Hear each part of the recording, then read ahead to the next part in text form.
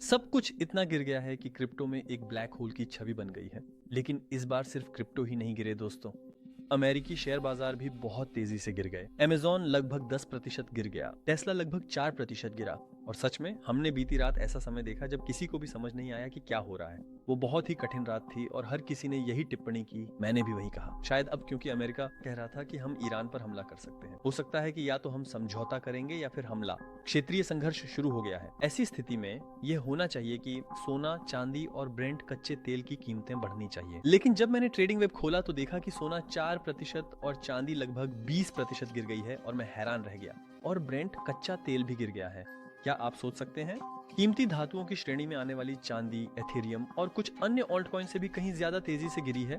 आखिर इस बाजार को क्या हो रहा है? यानी क्रिप्टो करेंसी गिरी, शेयर बाजार के स्टॉक्स गिरे, सोना चांदी गिर रहे हैं और दोस्तों पेट्रोल भी, वो भी गिर रहा है और सिर्फ बॉन्ड्स ही ऊपर जा रहे हैं। अब सिर्फ एक ही संभावना बचती है दोस्तों, सबसे डरावनी संभावना, और असल में कोई भी इसके लिए तैयार नहीं है। आज हम इसी बारे में जानेंगे। स्वागत है दोस्तों। वीडियो शुरू करने से पहले पसंद आए तो लाइक और कमेंट कर सपोर्ट करें।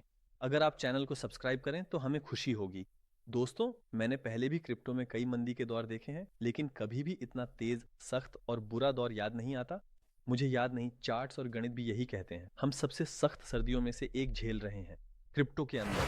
कल बिटकॉइन $60,000 तक गिर गया दोस्तों। कीमत महत्वपूर्ण है, लेकिन ये जानना और भी जरूरी है कि कीमत कहां जाकर संतुष्ट होगी। इसके लिए हम आरएसआई को देखते हैं, यानी जब अत्यधिक बिक्री या अत्यधिक खरीद होती है तो ये डेटा हमें यही दिखाता है। साप्ताहिक चार्ट में जब मैंने देखा दोस्तों, तो आरएसआई कल अपने इतिहास में एक बार फिर इन स्तरों पर आया। क्योंकि हम शुरुआत को नहीं गिनते, वो भी लूना एफटीएक्स संकट के समय 2022 में था शायद, उसने ये स्तर देखे थे। यानी इतना जबरदस्त गिरावट हमने देखी थी आरएसआई में। जब हम डेली चार्ट को देखते हैं तो भी बहुत तेज एक दिन की गिरावट देखी गई थी। साप्ताहिक से भी ज्यादा तेज दैनिक गिरावट हमने देखी थी, वो भी आखिरी बार दोस्तों 2020 के मार्च महीने में देखा था। और उस समय अगर मुझे सही याद है तो बिटकॉइन अपनी छोटी से नीचे गिर गया था। 19,000 से नीचे गिरकर 4,500 तक आ गया था और वहीं से 68,000 की यात्रा शुरू की थी। यानी उस समय ने हमें दिखा दिया था कि वह नीचे का स्तर था। आशा करता हूं ये भी हमारे लिए हाल ही में मीडियम टर्म का बॉटम हो सकता है। और कल हर कोई यही कहने लगा था। क्रिप्टो ट्रंप के चुने जाने से पहले के दौर में वापस चला गया है, यहां तक कि हमने 10% तक नीचे गिरा दिया था। ये डेटा क्यों महत्वपूर्ण है? क्योंकि ट्रंप ने कहा था कि मैं बिटकॉइन समर्थक, क्रिप्टो समर्थक राष्ट्रपति हूं, मैं बिटकॉइन और क्रिप्टो का समर्थन करूंगा। और ट्रंप ने जिस बिटकॉइन सम्मेलन में मैं भी हर साल भाग लेता हूं, वहां इस तरह का भाषण दिया।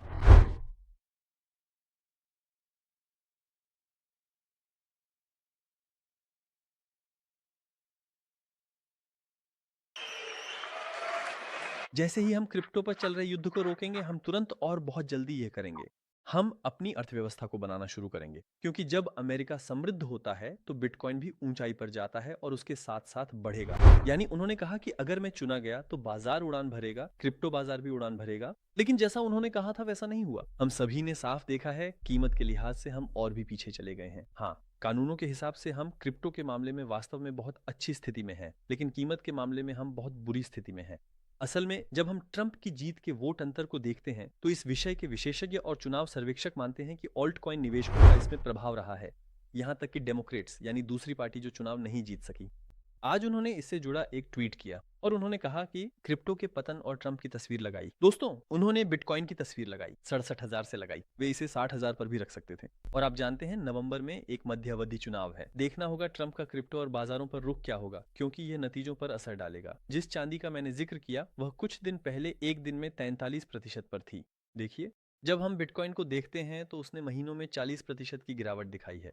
असल में इन सभी भू राजनीतिक परिस्थितियों और मैक्रो डेटा के बावजूद बिटकॉइन अच्छा प्रदर्शन कर रहा है। पर असल में हर कोई परेशान है। आप और सभी क्रिप्टो प्रेमी दर्द में हैं, क्योंकि क्रिप्टो को अक्सर सिर्फ ऑल्ट कॉइन की नजर से देखा जाता है। यानी असल में कोई बिटकॉइन निवेशक नहीं है। बड़ी कंपनियां बिटकॉइन में निवेश कर रही हैं, जबकि आम निवेशक ऑल्ट कॉइन में हैं। यह सब ऐसे हैं। एक ऑल्ट कॉइन में जो टॉप 10 में है वे भी नहीं खरीदे जा रहे हैं, नीचे के कॉइन खरीद नहीं पा रहे। एक और बात है, देखिए हमने ट्रेडिंग विवा खोला है दोस्तों, टिकर की स्थिति को देखो। अदर्स यानी अन्य बाकी के लिए लिखा है। असल में आपको अलग थलग किया जा रहा है। यानी टॉप 10 मेजर कॉइन और बिटकॉइन बहुत महत्वपूर्ण है, हमें थोड़ा इनकी ओर ध्यान देना चाहिए। लेकिन अगर हम विषय पर वापस आए दोस्तों, तो ऑल्ट कॉइन ऐसे गिर गए हैं कि क्या आप जानते हैं हम अभी किस स्तर पर हैं? हम उस स्तर पर हैं जहां 2021 में प्रवेश करने वालों को नुकसान हुआ है। यानी हमने 5 साल मिटा दिए और फिर से पीछे चले गए। ओल्ड कॉइन ने वाकई में बहुत खराब प्रदर्शन किया है और बहुत ज्यादा नुकसान करवाया है। तो क्या ऑल्ट कॉइन सीजन फिर से आ सकता है? हाँ, आ सकता है, क्यों नहीं आ सकता? लेकिन हमारे पास इससे जुड़ा एक महत्वपूर्ण डेटा है।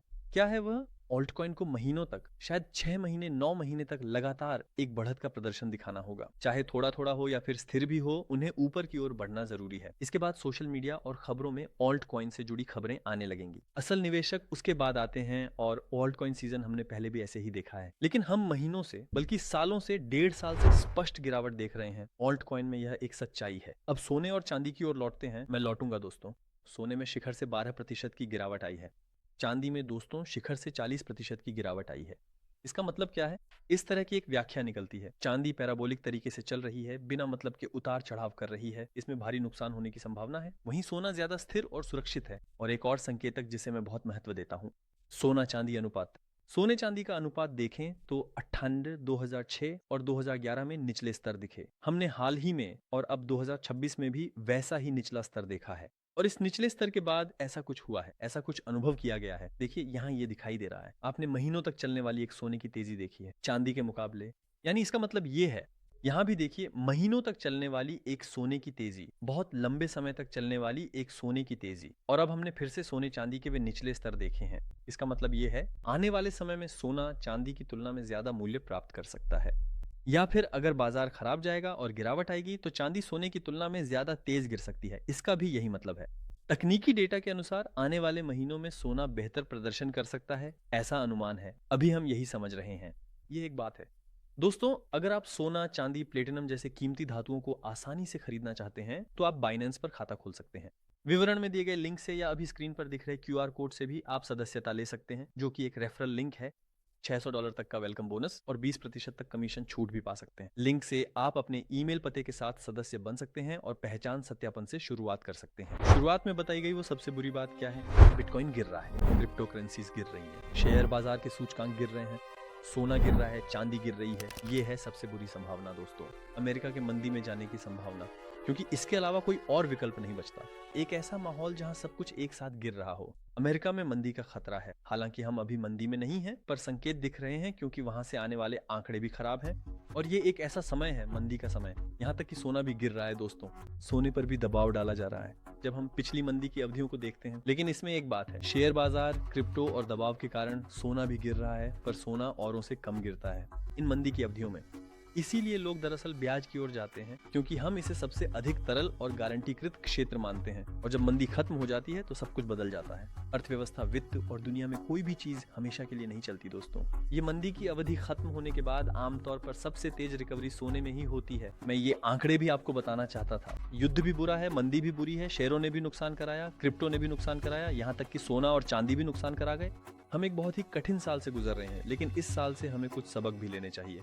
2020-26 का साल कैसा बीतेगा? आज सबसे बड़े निवेशक से लेकर सबसे छोटे व्यक्तिगत निवेशक तक सभी की एक राय है, 2016 बहुत मुश्किल से गुजरेगा। और इस साल का हमारा लक्ष्य यह नहीं है कि मैंने अपनी रकम दोगुनी कर ली या 50% मुनाफा कमा लूं। ऐसा नहीं है। हमारा इस साल का लक्ष्य है नुकसान से बचना और पूंजी सुरक्षित रखना, क्योंकि भविष्य अनिश्चित है। इसीलिए बड़े बड़े निवेशक क्या कर रहे हैं?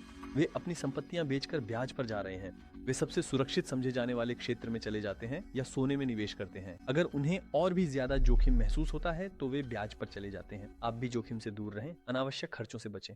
अगर आप एक व्यवसायी हैं तो अपनी आपात निधि को नजरअंदाज न करें। ऊंचे ब्याज पर कर्ज ना लें। अपने जोखिम को कम करें। आशा है कि यह वीडियो आपके लिए उपयोगी रहा होगा। अगले वीडियो में फिर मिलेंगे। अलविदा।